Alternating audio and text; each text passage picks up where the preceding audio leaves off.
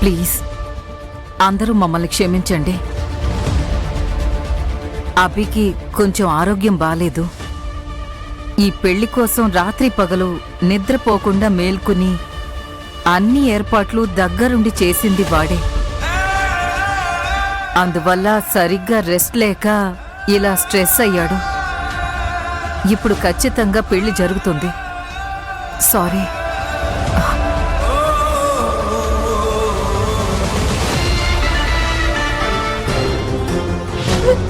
నువ్వు నా కోసం చేసిన త్యాగం, నీకు నా వల్ల వచ్చే నష్టం,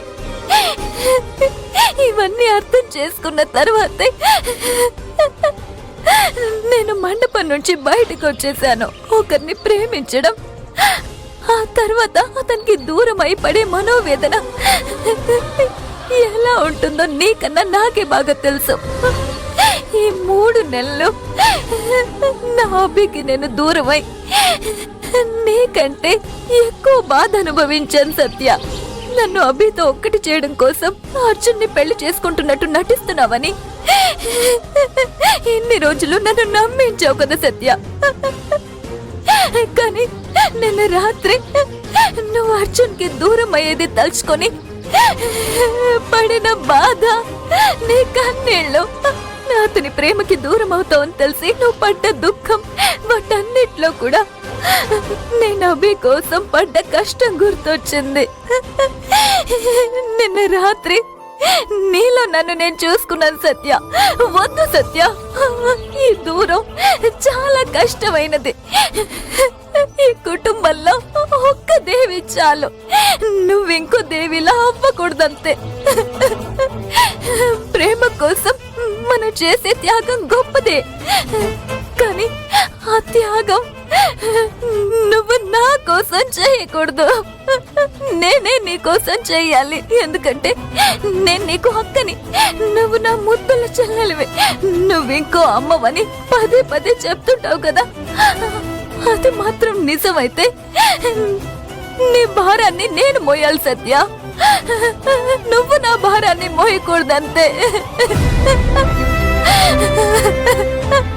అందువల్లే నేను వెళ్ళిపోతాను. నీ జీవితాన్ని నేను నాశనం చెయ్యను. నేను ఇక్కడే ఉంటే నా పెళ్లి జరుగుతుంది, నాకు ఒక జీవితం దక్కుతుంది. అభితో నేను సంతోషంగా ఉంటాను, మాకొక బిడ్డ కూడా పుడుతుంది.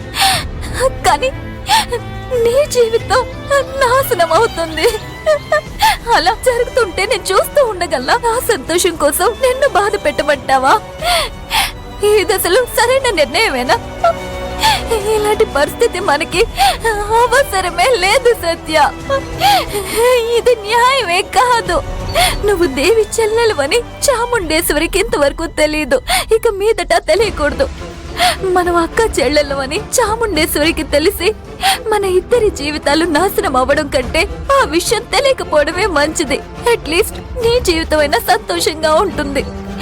నువ్వు నలన్ కూతురు అనుకొని ఆ చాముండేశ్వరి నిన్ను ఏమీ చేయదు, నిన్ను నెత్తిన పెట్టుకొని చూసుకుంటుంది. అందువల్ల నీకు అర్జున్కి పెళ్లి జరగడమే న్యాయం కదా.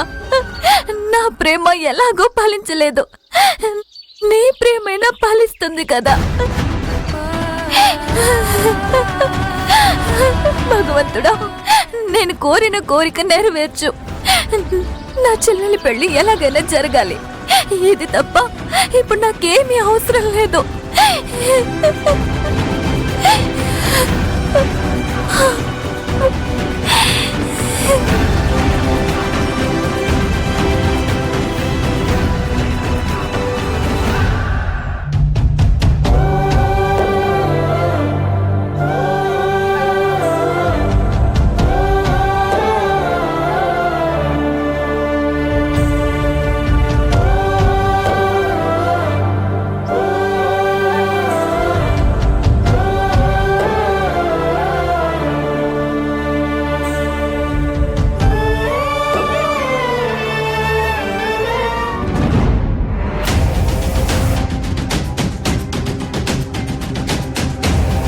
అమ్మా, ముహూర్త సమయం మించిపోతుంది.